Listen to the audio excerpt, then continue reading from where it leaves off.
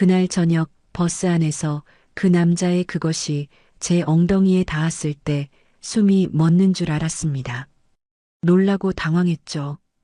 그런데 피하지 못했습니다.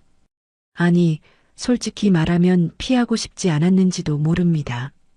버스는 마침 브레이크를 밟은 듯 가볍게 흔들렸고 그 순간 그의 허벅지와 중심부가 제 몸에 천천히 그리고 분명하게 밀착됐습니다.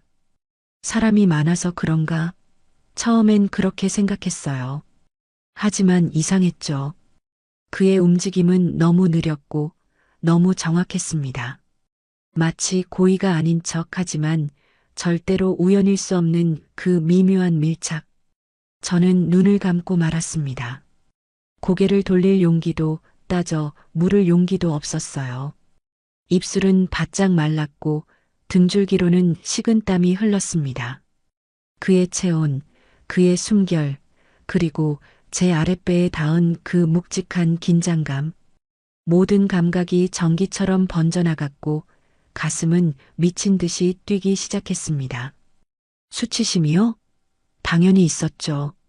그런데 이상하게도 그 모든 감정보다 먼저 찾아온 건 흥분이었습니다. 정말 부끄러운 고백이지만 그 순간만큼은 분명히 느꼈어요. 아, 내가 아직 살아있구나. 이건 단순한 자극이 아니었습니다. 그날 이후 제 일상은 완전히 달라졌습니다. 본격적인 이야기에 들어가기 전에 한 말씀 드릴게요. 혹시라도 이 영상이 끝날 때까지 함께 해주신다면 당신도 어쩌면 잊고 있던 자신을 다시 만나게 될지도 모릅니다.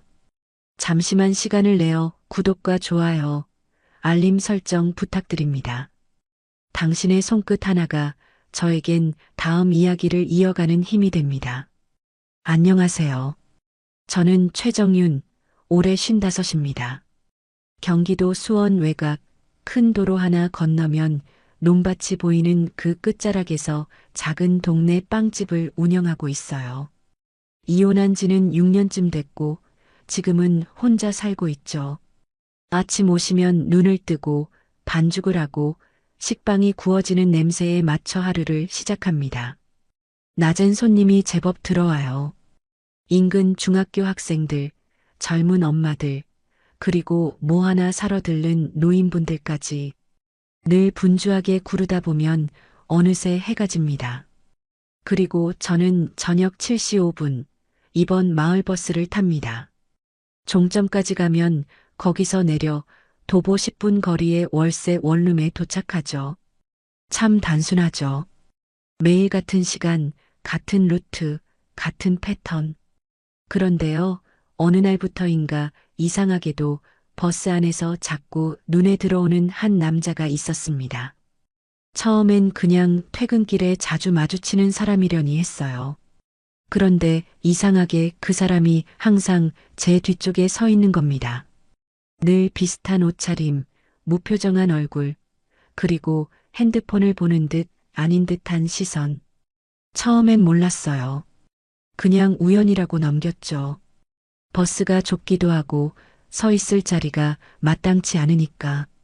근데 어느 날 그의 허벅지가 제 엉덩이에 살짝 닿았을 때 이상하게 숨이 턱 막히는 걸 느꼈습니다. 사람이 많아서인가 싶었죠. 퇴근 시간 버스는 워낙 붐비잖아요. 하지만 그 느낌이 너무나 분명하고 천천히 그리고 정확히 다가왔습니다. 다음 날도 그 다음 날도 같은 시간, 같은 버스, 같은 자리. 그리고 그 남자의 기척이 점점 더 가까워졌습니다. 전 피하지 않았습니다. 아니, 솔직히 말하면 피하고 싶지 않았던 것 같아요. 그 미묘한 다음 아무 말 없이 다가와 가만히 서 있는 그 남자의 체온. 그게 말도 안 되게 제 심장을 두드렸습니다. 그날 이후로 저는 매일 7시 5분 버스를 기다리게 됐고 이상하게 하루 중 그 시간이 제일 긴장되고 기대되는 순간이 되었어요. 누구에게도 말하지 못할 이상한 감정, 혼자인 삶에서 느끼지 못했던 어떤 떨림이 그 남자를 통해 흘러들어오고 있었던 거죠. 그날도 저는 평소처럼 7시 5분 버스를 탔습니다. 매캐한 배기가스 냄새가 희미하게 감도는 정류장에서 기다리고 있노라면 하루 종일 빵 굽던 고소한 냄새도 금세 사라져버리곤 하죠. 버스가 도착하고 문이 열리자 일찍 타는 몇몇 사람들과 함께 몸을 밀어넣듯 올라탔습니다. 좌석은 이미 만석이었고 평소처럼 가운데 통로 쪽 손잡이를 잡고 섰습니다. 그리고 몇 초 후 익숙한 기척이 뒤따라 버스에 올라왔습니다. 그 사람이었어요. 요즘 들어 자꾸 눈에 밟히는 그 남자. 늘 그렇듯 조용했고 늘 그렇듯 제 뒤쪽에 섰습니다. 그리고 버스가 살짝 요동치는 그 순간 그의 허벅지가 제 엉덩이에 은근히 닿았습니다. 놀랐죠. 몸이 순간적으로 굳었습니다. 그런데 이상하게도 저는 피하지 못했습니다. 아니, 솔직히 말하면 피하지 않았어요. 그 접촉은 절대 거칠거나 대놓고 들이대는 식이 아니었습니다. 천천히, 조심스럽게, 하지만 분명하게. 움찔했던 제 몸은 곧 얼어붙었고 그 짧은 순간이 마치 몇 분처럼 길게 느껴졌습니다. 사람이 많아서 그런 거겠지. 일단 그렇게 생각하려 애썼습니다. 하지만 제 엉덩이를 따라 느껴지는 그의 미세한 움직임, 그리고 멈춰있던 그 압력은 너무나도 의도적인 것처럼 느껴졌어요. 그의 숨소리, 가볍게 느껴지는 체온, 그리고 중심에서 퍼져나오는 긴장감. 제 몸은 그걸 정확히 감지하고 말았습니다. 심장이 빠르게 뛰기 시작했고 손잡이를 잡은 손에 땀이 배어나기 시작했어요. 고개를 숙였지만 제 귀까지 달아오른 게 느껴졌습니다. 입술은 바짝 마르고 등에는 식은 땀이 흘렀습니다. 머리론 분명 이건 안 되는 거라고 어딘가 불쾌하다고 말하고 있었지만 제 몸은 그렇지 않았습니다. 그 느낌은 너무 낯설고 동시에 너무 선명했거든요. 그 순간 저는 깨달았습니다. 내가 이렇게까지 누군가의 접촉에 반응한 게 대체 얼마만이지? 혼자 지낸 세월 동안 제 몸은 천천히 굳어가고 있었던 것 같아요. 그 어떤 설렘도 떨림도 없이 그냥 살아가는 기계처럼요. 그런데 지금 이 순간 그의 허벅지가 제 엉덩이에 닿아 있는 이 짧은 접촉 속에서 제 안에 묻어뒀던 감각이 마치 전기처럼 되살아나는 걸 느꼈습니다. 수치심? 있었습니다. 하지만 이상하게도 그 감정보다 더 앞서 있었던 건 바로 흥분이었어요. 정말 부끄러운 말이지만 그날 버스 안에서 저는 분명히 느꼈습니다. 내가 아직 여자로 살아있다는 것. 그건 오랫동안 잊고 지냈던 어떤 본능이었고 누구에게도 보여줄 수 없었던 저만의 떨림이었습니다.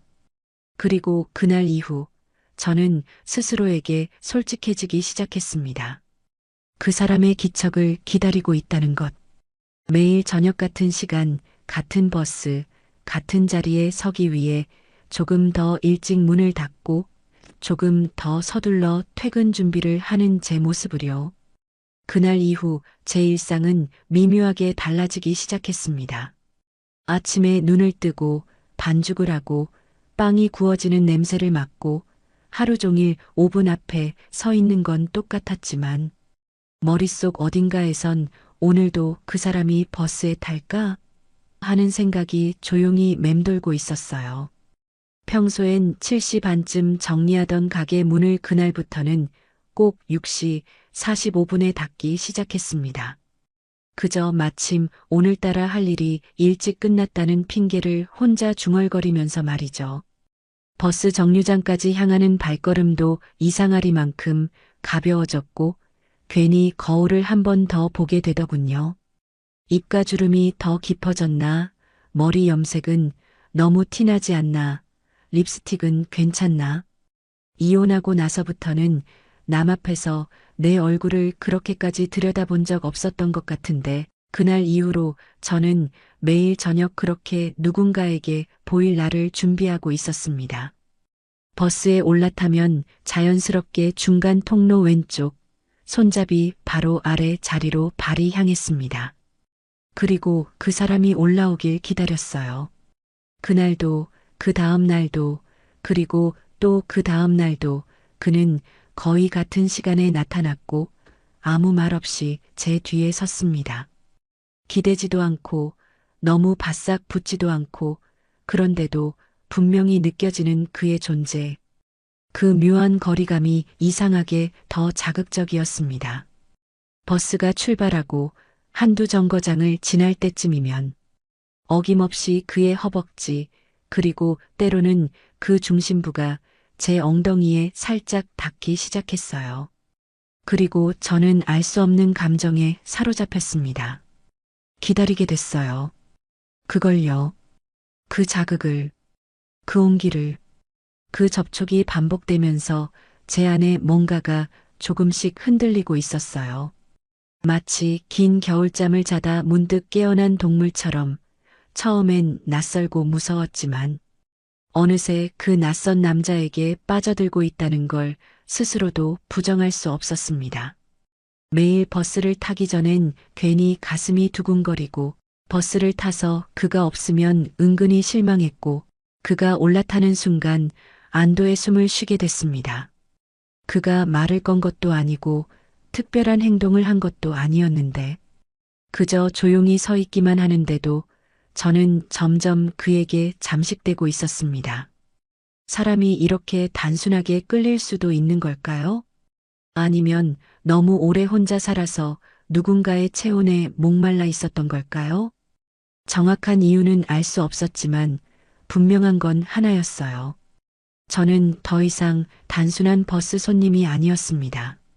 매일 저녁 같은 시간, 같은 자리에 서서 한 남자의 존재를 기다리는 여자가 되어 있었습니다. 그날도 어김없이 7시 5분, 저는 늘 서던 자리에서 버스를 기다리고 있었습니다. 그 사람 역시 정류장에 있었습니다. 저보다 몇 걸음 뒤쪽, 늘 그렇듯 조용한 눈빛으로 버스가 도착하고 우리는 함께 올라탔습니다. 사람이 많았고 자리는 역시 없었습니다.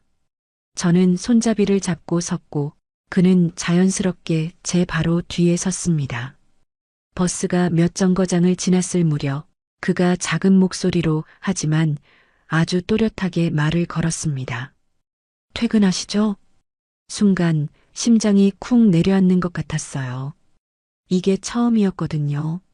이렇게 오랫동안 마주쳤지만 서로 이름조차 몰랐던 우리가 드디어 입을 연 순간이었습니다. 저는 깜짝 놀라 고개를 돌렸고 어색하게 웃기만 했습니다. 네, 매일 이 시간에 가게 정리하고 나와요. 제 목소리가 생각보다 작게 나와서 제가 한 말이 제대로 들렸는지조차 모르겠더군요. 그는 짧게 웃으며 고개를 끄덕였습니다. 늘 같은 자리에서 뵈었어요. 그러게요, 자주 뵙네요. 우린 어색한 인사를 주고받으며 웃었고 그 순간 버스 안 공기가 묘하게 달라졌습니다. 말을 걸어온 그 짧은 순간부터 저는 마치 무언가 선을 넘은 듯한 기분이 들었어요. 그가 나를 인식하고 있었고 나도 그를 기다리고 있었다는 사실이 서로에게 전해진 순간 그건 설렘이었고 동시에 약간의 두려움이기도 했습니다. 하지만 피하고 싶진 않았어요. 버스가 종점에 도착하자 저희는 거의 동시에 내렸습니다. 정류장 가로등 아래 뿌연 골목길 입구에 서 있는데 그가 조심스럽게 말을 꺼냈습니다. 혹시 저녁 안 드셨죠? 저는 고개를 갸웃했지만 마음속에선 이미 대답을 정하고 있었어요. 아직이요. 그냥 가서 라면이나 먹으려던 참이었어요. 그가 짧게 웃으며 말했습니다. 그럼 근처에 순댓국집 하나 있는데 같이 드실래요? 너무 갑작스러운 제안이었지만 너무 자연스럽기도 했습니다. 마치 우리 사이엔 그런 흐름이 이미 오래전부터 예고돼 있었던 것처럼요. 저는 잠시 머무시다가 고개를 끄덕였습니다. 네, 좋아요. 저도 그런 따뜻한 거 먹고 싶었어요. 식당은 정류장에서 몇 걸음 떨어진 작은 순댓국집이었습니다. 늦은 저녁인데도 사람들이 꽤 있었고 저희는 벽 쪽 구석 자리에 마주 앉았습니다. 냄비 속에서 순대와 국물이 부글부글 끓는 동안 서로 아무 말도 하지 않고 테이블 위에 놓인 김치를 멍하니 바라보았습니다. 그런데 그 침묵이 전혀 불편하지 않았어요. 오히려 묘하게 안정적이고 묘하게 기대되는 느낌이었죠. 그가 젓가락을 쥐며 말했습니다. 이런 말 갑작스러울 수도 있는데요. 사실 저는 그동안 계속 기다리고 있었어요. 이 타이밍을. 저는 그를 똑바로 바라봤습니다. 눈빛이 흔들리지 않았어요. 그 말엔 어떤 욕심도 농담도 섞여 있지 않았습니다. 그저 솔직한 고백처럼 느껴졌어요. 저도 모르게 그렇게 말하고 있었습니다. 왜 그런진 모르겠는데 오늘은 이상하게 그냥 같이 있고 싶었어요. 그는 눈을 내려 깔고 작게 웃었습니다. 그리고 말했죠. 이상하게 저도 그렇네요. 딱 오늘만은요. 그날 저녁 순댓국이 다 식을 때까지 우리는 거의 말을 하지 않았습니다. 하지만 그 시간 동안 식탁 아래로 스치는 무릎과 무릎, 따뜻한 국물 사이로 피어오르는 김처럼 우리 사이의 말보다 더 뜨거운 무언가가 서서히 차오르고 있었습니다. 국물까지 다 비우고 나서도 우리는 한동안 식당을 떠나지 못했습니다. 계산을 끝낸 그가 자리에서 일어섰고 저도 조용히 그 뒤를 따랐습니다. 밖으로 나서자 밤 공기가 생각보다 차가웠어요. 식당에서 나왔을 땐 어색함보다 이상하게 서로가 조금 더 가까워졌다는 느낌이 강하게 들었습니다. 정류장 쪽으로 걸어가던 중 그가 조용히 말을 꺼냈습니다. 이 근처에 조용한 공원 하나 있어요. 산책하기 괜찮은 곳인데 조금만 걸으실래요? 그 한마디에 저는 괜히 웃음이 났습니다. 이 나이에 식사 후 산책이라니. 마치 어설픈 첫 데이트 같기도 했고 어쩌면 너무 자연스럽기도 했죠. 좋아요. 배도 부르고 걷고 싶었어요. 그 말이 떨어지자 그는 아주 작게 안도하는 표정을 지었습니다. 우리는 나란히 걸었습니다. 대화는 없었지만 발걸음은 어느새 같은 박자였습니다. 그의 팔이 아주 살짝 제 팔꿈치에 닿았고 저는 피하지 않았습니다. 그것조차 어떤 말보다 따뜻하게 느껴졌으니까요. 가로등 불빛이 흐릿한 골목으로 접어들었을 때쯤 저는 알 수 없는 긴장감에 살짝 숨을 들이켰습니다. 동네 주민들만 다닐 법한 좁은 골목이었고 사람, 그림자 하나 없었습니다. 그의 걸음은 느렸고 저는 무의식적으로 옷깃을 여몄습니다. 그리고 몇 걸음 뒤 우리는 골목 끄트머리 작은 모텔 간판 앞에 멈춰 섰습니다. 저는 본능적으로 고개를 들었고 간판 불빛은 희미했고 모텔 입구 쪽에는 조용히 커튼이 쳐져 있었습니다. 여기 공원은 아닌 것 같은데요? 제가 그렇게 말하자 그는 당황한 듯 웃음을 흘리며 고개를 숙였습니다. 죄송해요. 사실은 그냥 좀 더 걷고 싶었던 것뿐인데 방향이 이쪽이네요. 그의 말투는 꾸밈도 없고 억지도 없었습니다. 오히려 솔직했죠. 저는 한 손으로 머리카락을 넘기며 말했습니다. 여기서부터는 조금 조심스러워지는 길이네요. 말은 그렇게 했지만 발걸음은 멈추지 않았습니다. 그도 마찬가지였죠. 우리 사이에는 누가 먼저 말하지 않아도 알고 있는 공기가 흘렀습니다. 두려움과 설렘, 긴장과 욕망이 섞여 있었고 그 중에서 가장 컸던 감정은 단 하나, 지금 이 순간이 너무 늦기 전에 붙잡고 싶다는 간절함이었습니다. 그는 제 앞에 서서 조용히 물었습니다. 정윤 씨, 지금 멈춰도 괜찮아요. 그냥 걸어도 돼요. 정말로. 그 말에 저는 잠시 숨을 골랐고 조금은 떨리는 목소리로 대답했습니다. 저 지금은 그냥 누군가랑 같이 있고 싶은 밤이에요. 그는 말없이 고개를 끄덕였습니다. 그리고 아주 조심스럽게 제 손등 위에 손을 얹었습니다. 그 손길이 따뜻했습니다. 누구보다 조심스럽고 누구보다 단단했습니다. 그리고 우리는 그 조용한 골목 끝, 하얀 커튼이 드리워진 작은 모텔 문을 함께 열었습니다. 방 안은 작고 조용했습니다. 하얀 조명이 천장 위에서 부드럽게 퍼졌고 구석의 에어컨에서는 낮은 바람 소리가 흐르고 있었습니다. 우리는 문을 닫고 나란히 선 채 서로를 바라봤습니다. 말이 없었습니다. 하지만 그 침묵이 낯설진 않았어요. 오히려 더 또렷하고 확실한 무언가로 느껴졌습니다. 그의 눈빛 속엔 조심스러움이 있었고 제 눈 속엔 아직 꺼지지 않은 망설임이 남아 있었지만 저는 먼저 한 걸음 다가섰습니다. 그가 숨을 들이쉬었고 저는 천천히 고개를 들어 그를 올려다보았습니다. 그가 손을 들어 제 머리카락을 귀 뒤로 넘겼을 때 제 심장이 정말 오랜만에 제 의지와 상관없이 요동치기 시작했습니다. 그의 손끝이 제 뺨을 쓰다듬었고 그 손길은 너무도 조심스럽고 따뜻했습니다. 그 순간 제 안에 오랫동안 단단히 닫혀있던 문 하나가 철컥하고 아주 작게 열리는 소리가 들리는 듯 했어요. 그리고 마침내 그의 입술이 제 입술에 닿았습니다. 조금도 급하지 않았습니다. 그저 아주 천천히 망설이듯 그러나 분명히 입술이 닿는 그 감촉 하나에 그동안 눌러 담아두었던 외로움이 울컥 올라오는 걸 느꼈습니다. 입맞춤은 생각보다 오래 이어지지 않았지만 그 짧은 교감 속에 저는 지난 몇 년간의 모든 침묵과 고요, 허기와 공허가 녹아내리는 듯한 전율을 느꼈습니다.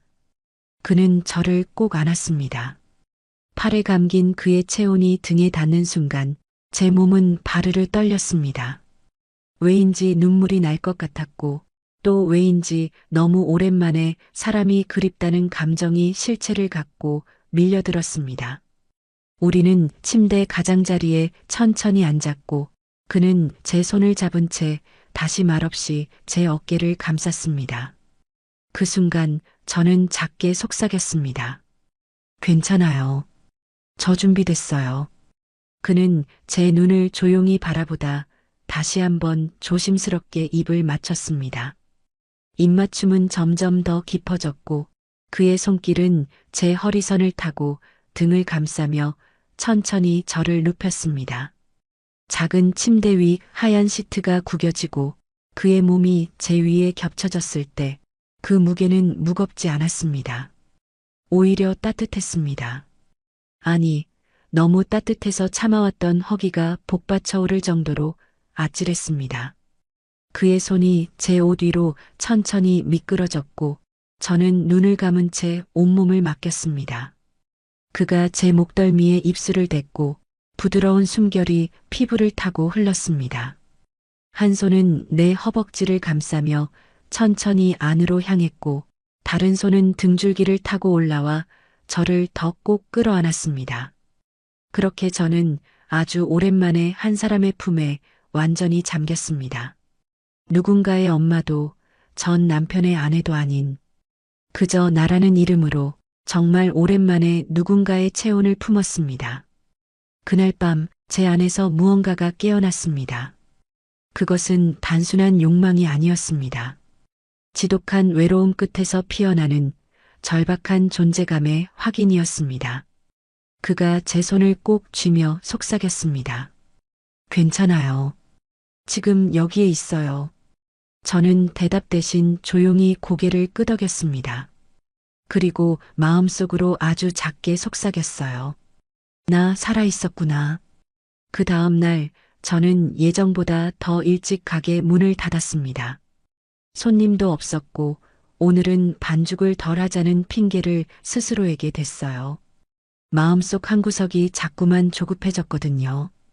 혹시라도 오늘은 그 사람이 버스를 타지 않으면 어쩌나, 혹은 제가 정류장에 도착했을 때 이미 떠나버렸다면 어쩌나. 별것 아닌 일에 가슴이 두근거리고 손끝이 얼얼할 정도로 긴장되더군요. 정류장에 서서 버스를 기다리는 동안 제 눈은 자꾸만 골목 건너편을 향하고 있었습니다. 그리고 버스가 도착하기 직전 익숙한 코트 자락과 함께 그 사람이 걸어왔습니다. 안도감, 설렘, 긴장이 한꺼번에 몰려와 저는 괜히 모자를 고쳐 쓰고 목도리를 한 번 더 여몄습니다. 우리는 아무 말 없이 나란히 버스를 탔고 그는 어제와 똑같은 자리에 섰습니다. 제 바로 뒤 숨결이 닿을 듯한 거리. 그의 기척이 너무도 명확하게 느껴졌고 버스가 움직이는 순간 그의 중심이 조용히 그러나 분명하게 제 엉덩이에 닿았습니다.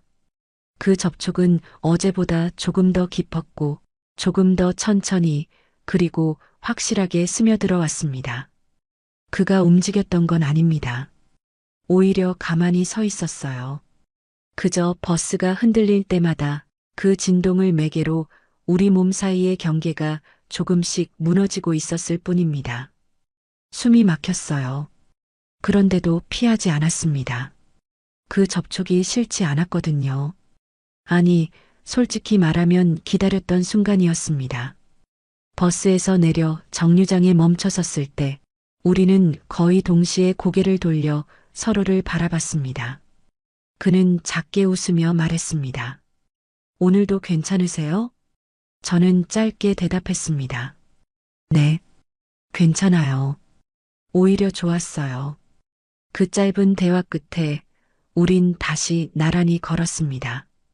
어제 갔던 골목과는 다른 방향으로. 하지만 분위기는 훨씬 더 익숙하고 편안했습니다. 우리 발걸음은 주저함이 없었고 서로가 서로에게 조금 더 가까이 기울고 있었습니다. 모텔에 도착했을 때 그는 문 앞에서 제게 묻지 않았습니다. 그저 문을 열고 먼저 안으로 들어섰고 저는 망설임 없이 그 뒤를 따랐습니다. 방 안은 어제와 비슷했지만 공기는 달랐습니다. 처음 만졌던 손이 더 익숙해졌고 처음 부딪혔던 입술이 더 자연스러워졌습니다. 그리고 그날 밤 우리는 더 깊이 서로를 마주했습니다. 입맞춤은 격렬했고 손끝은 더 이상 조심스럽지 않았습니다. 그는 제 블라우스 단추를 풀며 등줄기를 따라 부드럽게 손을 내렸고 저는 그의 셔츠 안으로 손을 넣으며 그 체온을 온몸으로 끌어안았습니다. 숨소리는 점점 가빠졌고 우리는 더는 말이 필요 없다는 걸 알고 있었어요. 그의 중심이 제 허벅지를 타고 천천히 다가왔고 저는 눈을 질끈 감은 채 그가 내 안에 들어오길 원하고 있었습니다. 그날 밤 우리는 서로의 공허한 틈을 메워갔습니다. 욕망이었지만 외로움만은 아니었고 몸이었지만 마음이 따라오고 있었습니다. 그리고 저는 그를 원하는 여자, 그에게 원하는 여자가 되어 있었습니다. 그날 밤 이후 그는 아무런 연락도 하지 않았습니다. 사실 저희는 연락처조차 주고받지 않았죠. 이름도 직업도 사는 곳도 정확히 알지 못하는 사이. 그저 매일 저녁 버스 안에서 마주치고 말없이 가까워지고 그리고 몸을 나누고 헤어지는 관계. 이상하죠.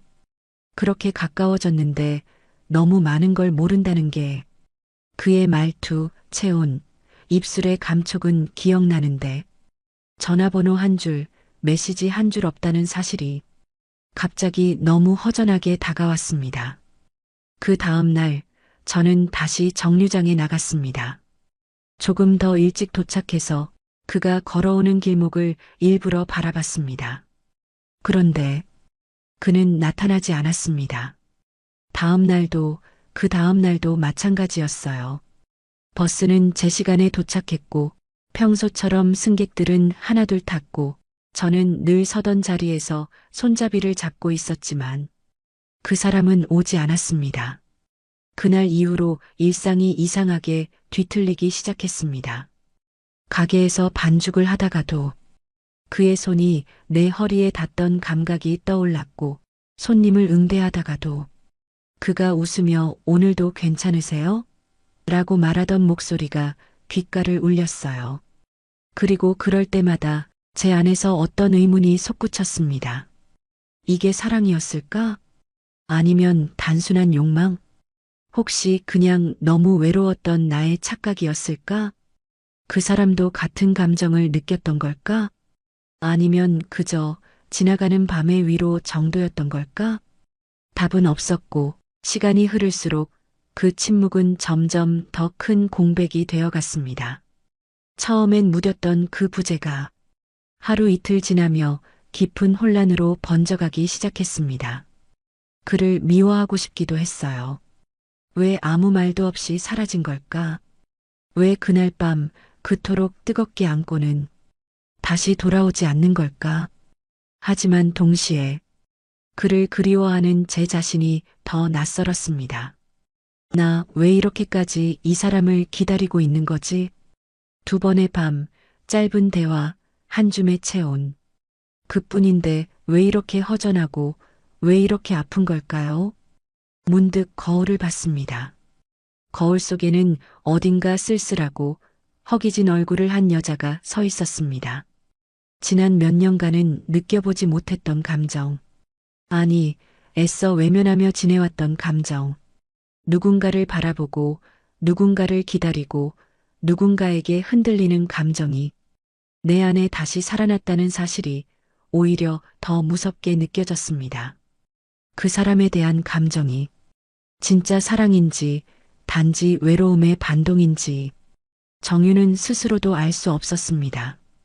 그저 하나 확실한 건 그 사람이 사라진 그 자리, 그 빈자리가 생각보다 크고 깊었다는 것. 그가 다시 나타난 건 며칠 뒤였습니다. 한참을 기다려도 오지 않던 버스 정류장. 그날은 일부러 마지막 차 시간까지 남아 있었는데 그가 조용히 다가와 제 옆에 섰습니다. 말도 없이 눈인사도 없이 그저 저와 나란히 선 채 버스가 오기를 기다리는 그 순간이 이상하리만치 아련하고 따뜻했어요. 마치 잃었던 것을 다시 찾은 듯한 안도감, 그리고 동시에 또 잃게 될 것 같은 두려움. 버스가 도착하고 우리는 예전처럼 아무 말 없이 뒷자리 창가에 앉았습니다. 서로를 보지 않고 창밖만 바라보며 숨결의 미묘한 리듬만이 오가는 그 공기 속에서 그가 조용히 입을 열었습니다. 오늘이 마지막일 수도 있을 것 같네요. 그 말에 저는 어떤 대답도 할 수 없었습니다. 고개만 천천히 돌려 그의 얼굴을 바라봤습니다. 그는 담담한 얼굴이었지만 그 눈빛 어딘가에 망설임과 미안함, 그리고 슬픔이 얽혀 있었습니다. 그 말을 듣는 순간 제 마음속 깊은 곳에서 뭔가 조용히 무너져 내리는 소리가 났습니다. 버스가 종점에 다다랐고 우리는 천천히 걸었습니다. 말없이 나란히. 그날은 그가 먼저 걸음을 멈췄습니다. 예전과는 다른 길목이었어요. 인적이 드문 골목길을 돌고 돌아 작은 모텔 간판이 어둡게 깜빡이는 곳 앞에 섰습니다. 잠깐, 같이 있어 줄래요? 그 말에는 간절함도 명확한 이유도 담겨 있지 않았지만 저는 조용히 고개를 끄덕였고 그렇게 우리는 마지막 밤을 함께 보냈습니다. 그날 밤에 그는 예전보다 조심스럽고 천천히 저를 안았습니다. 어디선가 깨질 듯한 무언가를 품고 있는 사람처럼. 입맞춤은 길었고 손길은 마치 기억하려는 사람처럼 오래 머물렀습니다. 온몸으로 서로를 느끼며 우리는 말없이 끝을 예감한 채 시간을 나누었습니다. 그리고 잠든 그의 옆에서 조용히 눈을 떴을 때 창문 너머로 아침 햇살이 방 안을 어렴풋이 비추고 있었고 그는 저를 바라보며 마지막으로 미소를 지었습니다. 이렇게라도 다시 봐서 정말 고마웠어요. 그는 가볍게 제 손등에 입을 맞추고 일어났고 그 이후로 저는 다시 그를 본 적이 없습니다. 마지막이라는 말은 그날 밤 이후에야 정말 실감이 났습니다. 그날 이후 정유는 다시는 그 사람을 기다리지 않았고 또한 다시는 버스에 기대어 설레지 않았습니다. 하지만 그 마지막 밤은 어쩌면 그녀가 누군가에게 사랑받았다는 걸 처음으로 실감했던 밤이기도 했습니다. 그가 떠난 후 며칠간 정유는 마음 한구석이 텅 비어 있는 것 같았습니다. 버스를 탈 때마다 창밖을 볼 때마다 문득문득 그 남자의 체온과 눈빛이 떠올랐습니다. 하지만 이상하게도 그리움보다 더 짙게 남은 감정은 따뜻함이었습니다. 짧았지만 강렬했던 시간, 그 안에는 사랑이라 부르기엔 너무 조심스럽고 욕망이라 하기엔 너무 따뜻했던 어떤 교감이 있었죠. 정유는 오랜만에 거울을 마주했습니다. 새벽에 반죽을 하느라 잔뜩 부풀어 있던 손등, 하루 종일 뜨거운 오븐 앞에 있어 생긴 열 자국들, 그리고 그 틈에서 문득 웃고 있는 자신의 얼굴을 봤습니다. 예쁘진 않았지만 생기가 돌았고 그 순간 문득 깨달았습니다. 아, 나는 이제 다시 살아가고 있구나. 그를 통해 배운 건 남자의 체온도 아니고 모텔방의 욕망도 아니었습니다. 그녀가 그동안 얼마나 오랫동안 자신을 외면해 왔는지 아내로서, 엄마로서 누군가의 무게 속에 파묻혀 살았던 나를 잊고 살았는지 그 짧은 만남이 거울처럼 비춰준 것이었습니다. 빵을 굽고 있는 손이 예전보다 가벼워졌습니다. 퇴근길 버스 안에서 느껴지는 바람도 더 이상 차갑지 않았고요. 혼자 먹는 밥상 위에도 가끔 작은 꽃 한 송이를 꽂아두는 여유가 생겼습니다. 누가 봐주지 않아도, 누가 사랑해주지 않아도 정유는 비로소 자신을 사랑하는 법을 배우기 시작한 겁니다. 나는 이제 누군가의 무게로 살아가지 않겠다. 나는 그냥 나답게 살아갈 거야. 한 사람의 여자, 나 자신으로. 그리고 그 마음이 생긴 날부터 세상은 더 이상 무채색이 아니었습니다. 늦게 피는 꽃도 꽃입니다. 누가 뭐라 하든 정유는 늦은 봄을 맞이한 여자가 되었습니다. 여기까지 제 이야기를 들어주셔서 감사합니다. 혹시 여러분도 누군가의 엄마, 아내, 보호자라는 이름 뒤에 진짜 나를 잊고 살고 계신가요? 그렇다면 이 이야기가 작은 용기를 드렸기를 바랍니다. 우리 모두는 사랑받기 위해 태어났고 스스로를 안아줄 자격이 있습니다. 이 이야기가 마음에 닿았다면 구독과 좋아요 그리고 여러분의 생각을 담은 댓글도 꼭 남겨주세요. 당신의 한마디가 다음 이야기를 시작하는 큰 힘이 됩니다. 고맙습니다. 다음 영상에서 다시 만나요.